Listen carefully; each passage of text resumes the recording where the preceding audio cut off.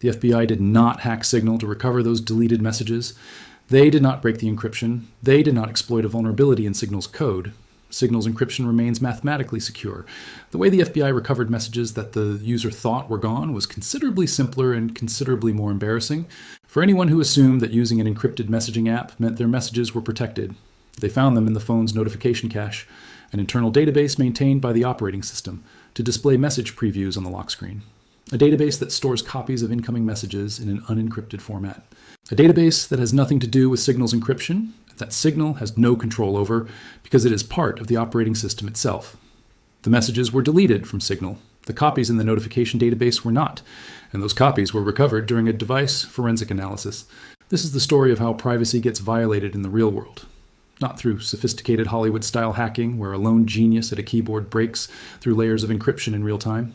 Through ordinary convenience features that exist to make your phone easier to use, that nobody told you about, and that create data that persists long after you think you deleted it.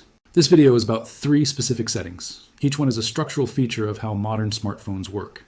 Each one creates a paper trail or a data access point that you probably did not intend to create, and each one can be addressed in your settings in under 5 minutes. No cost, no technical expertise, just 3 deliberate changes. Let us start with the one that recovered the deleted Signal messages. Setting 1, notification previews. When a message arrives on your iPhone, the operating system needs to display a notification. On your lock screen, that notification typically shows the sender's name and a preview of the message content. This is a convenience feature. You can glance at your phone without unlocking it and see who messaged you and what they said. Here's what happens to make that preview possible. The operating system receives the incoming notification from the app. At this point, the message content is encrypted within whatever app is delivering it. Signal's encryption is intact. WhatsApp's encryption is intact. The data in transit was protected. But to display the notification preview, the operating system has to be able to read the content of the message. It cannot display text. It cannot read. So the operating system decrypts the content and stores it in an internal notification database so it can render the preview text on the lock screen. This notification database is maintained by the operating system, not by the messaging app. It is not encrypted by the messaging app's encryption. It is stored in a location that the messaging app does not control and cannot guarantee the deletion of. When you delete a message from Signal, Signal deletes it from Signal's database. It cannot delete the copy that was made in the operating system's notification cache because that copy is outside Signal's jurisdiction. This is not a bug in Signal. This is how notification systems work across modern mobile operating systems. The app delivers a notification. The operating system handles displaying it. The operating system creates its own record of what it displayed. The FBI case where deleted Signal messages were recovered demonstrated this specifically. The device forensic analysis found message content in the notification database that the user had deleted from within the Signal app. The encryption that protected those messages in transit and in Signal's own storage was entirely irrelevant because the operating system had made an unencrypted copy for notification display purposes. Here's how to address this on iPhone.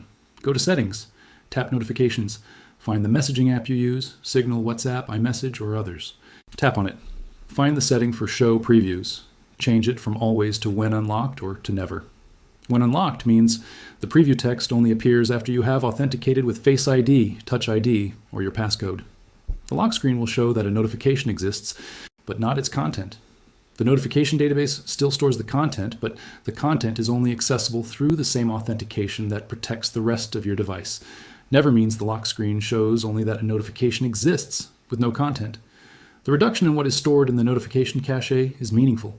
Neither of these settings eliminates the notification cache entirely, but they change what content is generated and displayed, and reducing the content in that cache reduces what can be recovered from it. Do this for every messaging application on your device. Setting 2, linked devices. You did not link WhatsApp, Signal, and many other messaging platforms.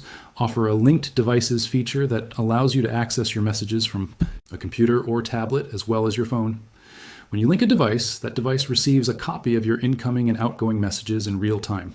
This is a legitimate and useful feature.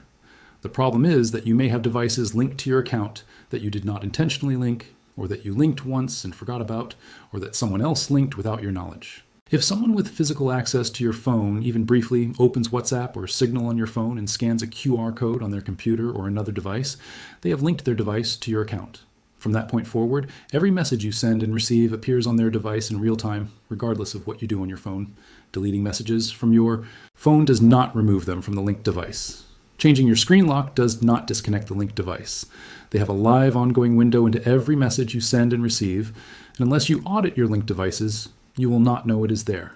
This is not a sophisticated technical attack. It requires perhaps 15 seconds of physical access to your unlocked phone, and the ability to scan a QR code. It is one of the most underappreciated ways that a partner, employer, family member, or other person with occasional access to your phone can establish ongoing surveillance of your communications. Here's how to audit and remove linked devices on WhatsApp. Open WhatsApp. Tap the three-dot menu in the top right corner. Tap Linked Devices. You will see a list of every device currently linked to your account. For each device listed, you should be able to recognize it as something you intentionally linked. If you see any device you do not recognize, tap it and select Log Out. On Signal, the process is similar. Open Signal. Tap your profile icon. Tap Link Devices. Review the list and remove any device you do not recognize. Do this now before you continue. The entire audit takes 30 seconds, and you might find something you did not expect to find. If you discover a device you did not link, change your registration on Signal or WhatsApp, which will disconnect all linked devices and require you to relink any devices you actually want connected. Changing your phone lock code immediately afterward is also advisable if someone had access to your unlocked device. Setting 3. App permissions and the FBI's warning. In March 2026, the FBI issued guidance that most people missed. The guidance concerned foreign developed applications and the data permissions those applications collect. The specific concern, which we have covered in more detail in other videos, is China's 2017 National Intelligence Law, which requires Chinese organizations to cooperate with intelligence requests without the kind of independent judicial oversight that protects users in other jurisdictions.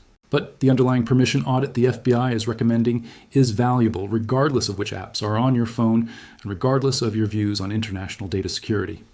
It is valuable because the data permissions that apps collect represent the raw material of surveillance, whether conducted by a foreign government, by domestic law enforcement through legal process, by an employer, or by a criminal who manages to access your account or device.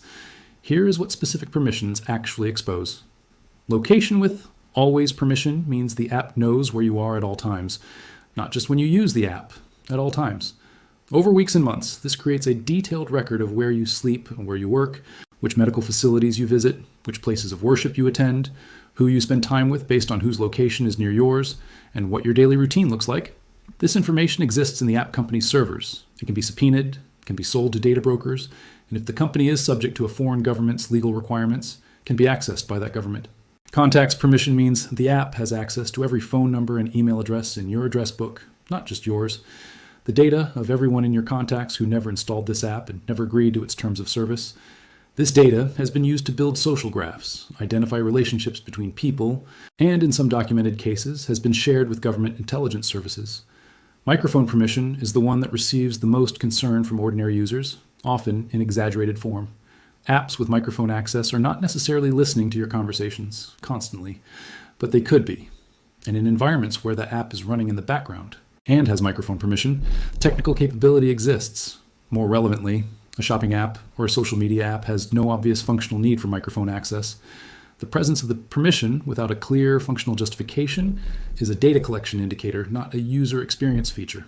Camera permission carries similar logic. Apps whose stated function does not involve capturing photos or video have no functional reason to have camera permission. Here is how to audit these permissions on iPhone. Go to Settings. Tap Privacy and Security. Work through each category: Location Services, Contacts, Microphone, Camera.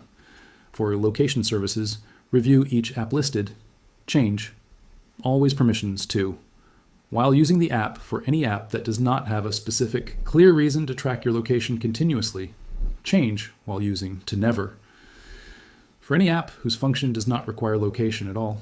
For contacts, remove access from any app that has no social or communication function. For microphone and camera, remove access from any app where you cannot identify a specific feature you use that requires that access. On Android, go to Settings, Privacy, Permission Manager, and work through the same categories with the same logic. This audit takes approximately 10 minutes and produces a meaningfully smaller footprint in the data collection ecosystem that operates through your phone. Why convenience features are the real threat. The three settings we have discussed share a common characteristic. They are not bugs, they are features. They exist because they make your phone easier and more useful. Notification previews make it convenient to see messages without unlocking your phone. Linked devices make it convenient to use your messaging apps on your computer. App permissions make it convenient for apps to provide location-aware features and social functionality. The problem is that the same features that make your phone more convenient also make it more exposing. The notification cache that stores your message content for lock screen display also stores that content where forensic investigators can recover it. The linked devices feature that lets you message from your computer also lets someone else message from their device using your account. The permissions that let apps provide useful features also let them collect data that persists in ways you cannot fully control. The shift that this video is trying to prompt is not toward paranoia, it is toward deliberate choice. You should be making a conscious decision that the convenience of notification previews is worth the forensic exposure. You should know which devices are linked to your messaging accounts. You should know which apps have access to your location and your contacts and your microphone. Making these decisions with awareness is what deliberate privacy looks like. It is not about assuming you have something to hide. It is about understanding what you are sharing and making intentional choices about it. 3 settings. 1 deliberate pass through your phone. Change notification preview settings to when unlocked or never for every messaging application. The notification cache will contain less content, reducing what can be recovered from it in forensic analysis. Audit your linked devices on WhatsApp and Signal. Remove any device you do not recognize. If you find an unrecognized device, assume it was placed there intentionally and take the follow-up steps accordingly. Review your app permissions for location, contacts, microphone, and camera. Remove access that does not have a clear functional justification. Make conscious choices about what you're sharing rather than accepting the defaults that serve the app company's data collection interests. These are not advanced security measures. They are basic hygiene for a device that contains an enormous amount of sensitive information about your life. The threats that actually compromise people's privacy are not sophisticated hacking operations against their encrypted communications. They are notification caches. Linked device lists, app permissions granted years ago and never reviewed. The structural features that make your phone convenient are also the features that create the paper trail. Now you know where it is. Change the settings.